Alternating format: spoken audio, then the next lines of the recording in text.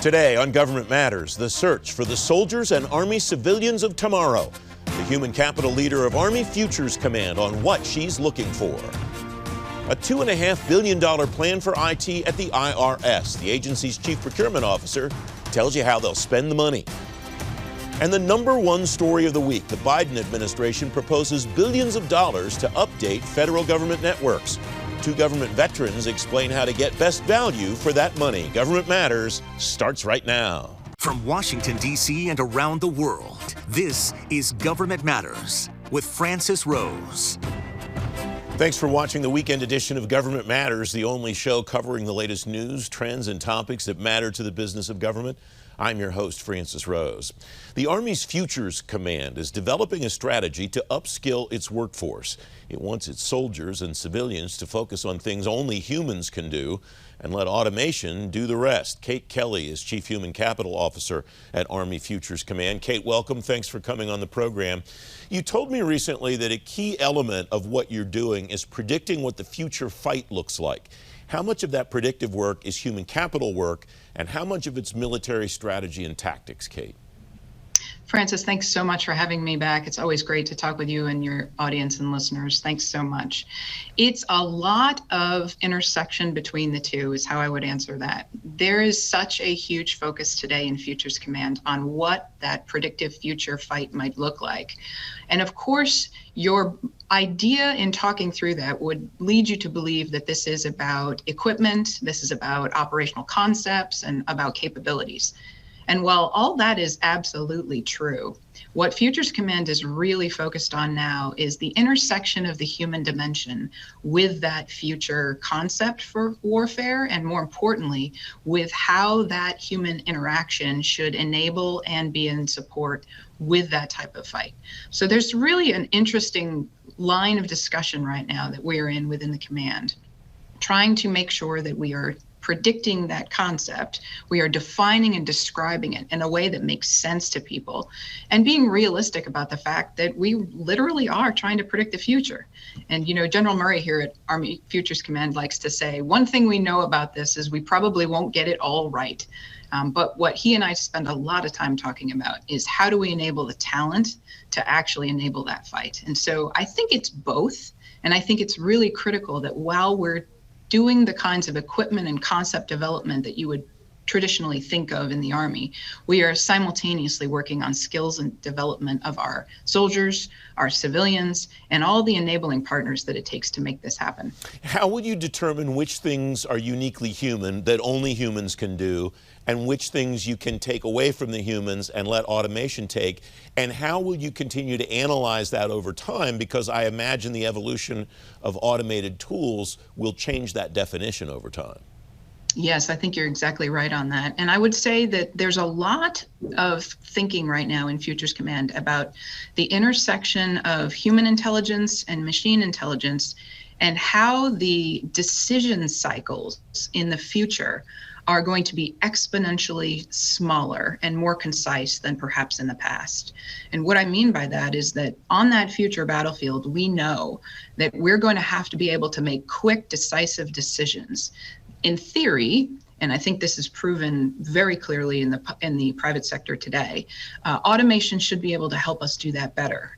The key, however, is where is that human interaction and where does it stay and remain? Because we fully recognize that we cannot walk towards a fully automated system. There has to be an intersection of people. And that's partially about the analysis and the decision cycle, but it's also about who understands the capabilities and the equipment that we have in that future space, and who can maneuver, manipulate, and manage that equipment as well. So there's a component for humans that they have to understand the capabilities that they have control over, as much as they have to be part of the decision cycle itself.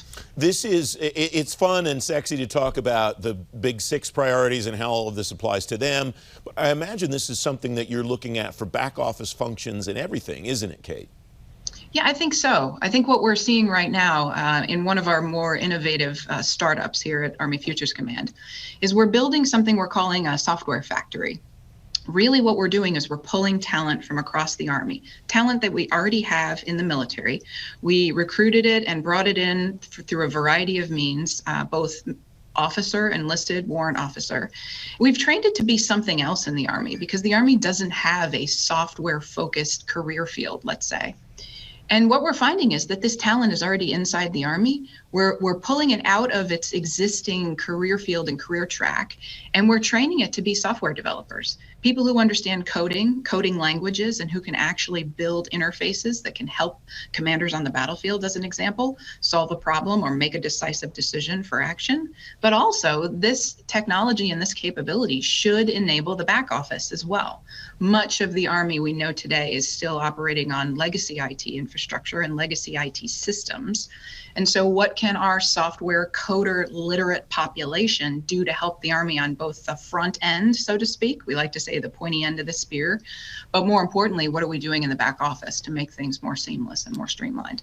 Right now, today, the Army doesn't have this talent officially recognized. And so the other interesting thing that Futures Command is doing is trying to not only build this skill and upskill this population, but then make sure that we proliferate it across the Army in a meaningful way, and that they're incentivized to remain with the Army and do this type of work. Okay, less than a minute left. How will you measure if you've been successful, and at what point will you be able to think we can step back and say, how are we doing? I think there are two components to this. Number one, we have to deliver on the capabilities. By and large, the key for Army Futures Command and for some of our talent initiatives is to deliver on what we're promising. So that means we need to put equipment in the hands of soldiers. It needs to work, and it needs to be timely. But more importantly, when it comes to the skill development, we need to make sure that we have people who understand how to manage and maneuver it, and also fix and repair it in a degraded environment, as an example. And then for me, the real litmus test is, do those people with those new skills stay with the Army, right? Because we're really building talent that is, quite frankly, needed across the private sector as well. And so what I'm trying to do is make sure that we keep and hold on to the right people for the right reasons, who have the skills to work in this future space. Kate Kelly, thank you very much for joining me. Appreciate it. Thank you so much, Francis. Always a pleasure. Up next, a massive contract coming from the Internal Revenue Service. Straight ahead on Government Matters, the billion-dollar deal that touches almost every system the agency uses. You're watching 7 News.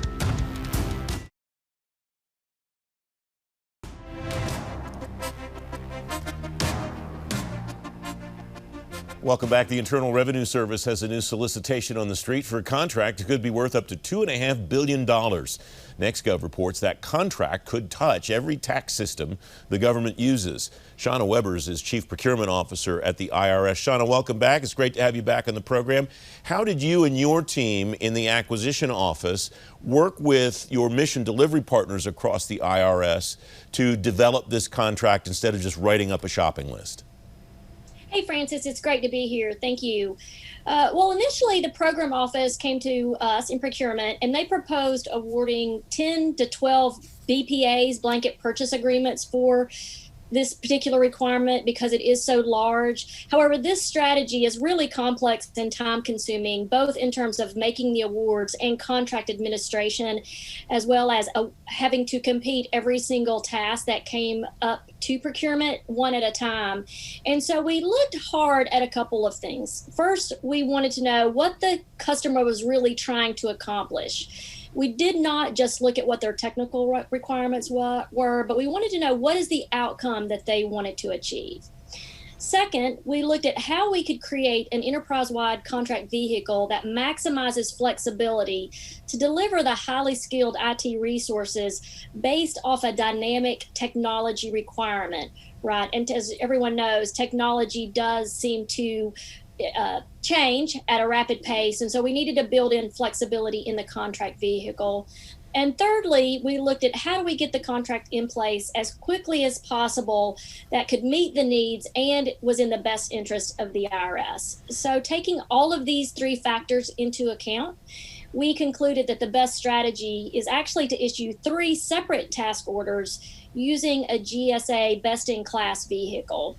And the requirement we're talking about today, the Enterprise Development Operations Services Task Order, is the largest and the first of the 3 task orders that we anticipate issuing to completely fulfill this large requirement that IT sent to us. FYI, the second task order is anticipated to be for program management and advisory services, and the third task order is anticipated to be around testing. You've got a lot in this. This is huge. 24 systems that I counted that this first one will touch. What was the speed the main reason you decided to do this off of GWAC, Shauna? It was one of the reasons, right? So the intent of GWACs by nature, they're designed to streamline the procurement process. And so we definitely wanted to make sure that we were leveraging what is available to us in the procurement space so that we could be quick, efficient as possible, but also where we felt that the contractor pool was large enough to where we could have adequate competition to meet this large requirement. What was the conversation like when your mission partners came to you and said, we want to do these 10 to 12 BPAs, and you went about the process of educating them as to why your approach makes more sense and is going to give them a better result? Well, it's interesting. I'm really proud of the contracting officer in this instance. Historically, there were opportunities and times where we just took what the customer gave us and we just moved forward because that seemed to be the easiest path, right? As opposed to questioning it. But he spent a lot of time with the customer really trying to understand not only the technical requirements, but more importantly, what the outcome was that they were trying to achieve, right? And so the outcomes are really the impetus of what we focused on, of how we were able to deliver a contract vehicle to give them these outcomes. You know, for an example, reducing operational costs by eliminating contract and skill set redundancies while still maintaining current effectiveness. You know, so the IRS, we expect to see a minimum of 15 to 20% reduction in our operations and maintenance sustainment services, our annual spend based off of this contract approach that we looked at. You know, and also the other thing that we looked at was how do we decrease the level of effort required once the contract is awarded. Contract administration is a complex task in and of itself, especially when you have this type of broad IT services contract that we're looking at. And so what we were looking at doing is really creating a strategy that was beneficial for us on the procurement side, but beneficial for the customer. And I think that you'll start seeing this dynamic, flexible approach when we release our draft documents in the next, I think 2 weeks is our intent, is to get those draft documents on the street to get feedback from industry. And importantly, the contract structure will utilize a combination of time and materials, agile points, operational, and surge cleanse or contract line items. So it gives a lot of flexibility how we've actually structured it. Shauna, we're starting to run out of time. You have to shout out that CO that did such a good job and tell me how you'll measure the success of this over time. Great, thank you. Michael Villano, boom, drop the mic, he's the man.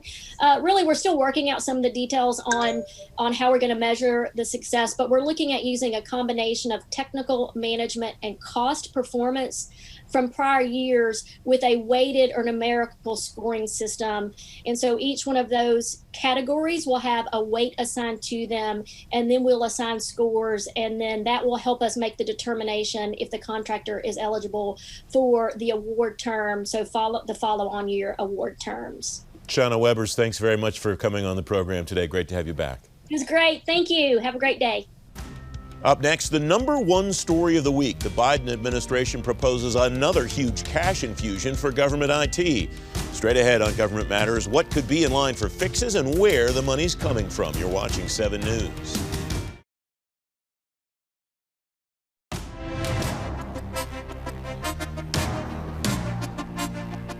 Now, the #1 story of the week. The Biden administration will ask Congress for billions of dollars to upgrade federal government IT systems. The White House wants $5 billion just for the Department of Veterans Affairs. Jim Giffer is principal at Fidelis Technology. He's former chief information officer at VA. Margie Graves is vice chair of the American Council for Technology and Industry Advisory Council. She's former deputy chief information officer of the United States and former deputy CIO at the Department of Homeland Security. Friends, welcome. Thanks for coming on the program today. Margie, I'll start with you. Where is the biggest opportunity for agencies to get bang for the buck out of the money that the administration wants to give them? Well, first of all, Francis, I'd like to give a shout out to all of those across GSA, OMB, and Congress who have actually brought the TMF to fruition. It's been a 6-year journey. And of course, we're just absolutely thrilled to see the kind of largesse that's being offered into the fund at this point in time. And I think that can be effectively applied to truly address the scope of the technical debt that exists across the federal government. What I mean by that is that we originally asked for $3 billion in the first round of the TMF proposal. And that number was derived from the fact that we felt that there was $12 billion worth of technical debt that existed just from our quick thumbnail review of the existing contracts and the existing installed base. And to have this kind of funding applied to the fund at this point in time is really game changing. The technical debt must be aligned with the high value assets and all of the other aspects of making sure that the agencies have effectively put together their roadmaps for modernization and know how to sequence the projects so that they can get that bang for the buck that you were talking about. We need to see that tied back to the strategic plan of each agency and also to the priorities of this administration. And that will allow us to move forward with alacrity. Jim, welcome. It's great to have you back on the program. What are the biggest areas of need in your view at VA if it gets this $5 billion the administration proposed in the skinny budget? Sure, Francis, and good morning. Great to join you and Margie. The first thing to understand about the $5 billion, kind of riffing off Margie's conversation of technical debt, is that only represents about 3.9% of IT spend over $128 billion proposed discretionary for FY22. So when you look at that, and our previous federal CIO, Suzette Kent, used to say, if you're spending less than 5%, you're barely even operating the enterprise, much less modernizing it or transforming it, and certainly growing commensurate with the lines of business and addressing the technical debt. So the agency budget will be very challenged, even at that large number, a much larger number on the denominator, to keep up and address the debt in the year in which it's incurred. The biggest needs will be around infrastructure readiness program. That's anywhere from about $600 to $700 million. And again, the department is not addressing that debt. There is a gap every year in terms of that hardware, software, and other debt that comprises that. Margie, to Jim's point, and let's set aside the numbers. What does addressing the technical debt get you? Does it bring you back to par? Does it bring you to, from a modernization or transformation perspective, does it get you back to par? Does it start to get an agency ahead of the curve? Or am I thinking about it the wrong way? If you're applying these dollars strategically, it can actually get you ahead of the curve. If you narrow your aperture to those high value assets that I was just talking about, and you know what your sequence should be, i.e. how should the dominoes fall on your modernization roadmap? What is the most critical citizen facing mission impact that you can address, and tackle that one first? And then that comes building blocks. If you're looking at this holistically, and using the right kind of approach in terms of DevSecOps and in terms of choosing platforms that can be reutilized for other modernization efforts, then you start to see that kind of acceleration that we're looking for in the actual implementation. Jim, the number of $5 billion sounds pretty sexy, but in the context that you just laid it out there, it doesn't sound like it's that big of a deal. Am I missing something? Am I reading it wrong? Well, if you look at the OMB numbers from previous years, an average amount for the top 14 agencies that are spending over $1 billion annually in their portfolio, the average spend is about 9.8% of their discretionary budget. Some of the highest are Treasury and SSA, which you expect in financial services, that are up north of 20%. So when you look at an anemic 3.9% and then pile on in a balance sheet perspective that you have $4 billion plus in terms of hardware, software, and human capital debt that's on your books and unaddressed, it really does present some real headwinds, especially in an agency that continues to grow and get massive supplementals. Margie, we know we're going to get $1 billion in the TMF that you mentioned earlier in our conversation from the Stimulus Act. The administration wants more in the budget this year. How do you expect to see the TMF scale up? Will it be bigger projects? Will it be more projects? Some combination of both, or some other construct, do you think? I think it will be some combination of both. And I'd like to follow on to what Jim was saying.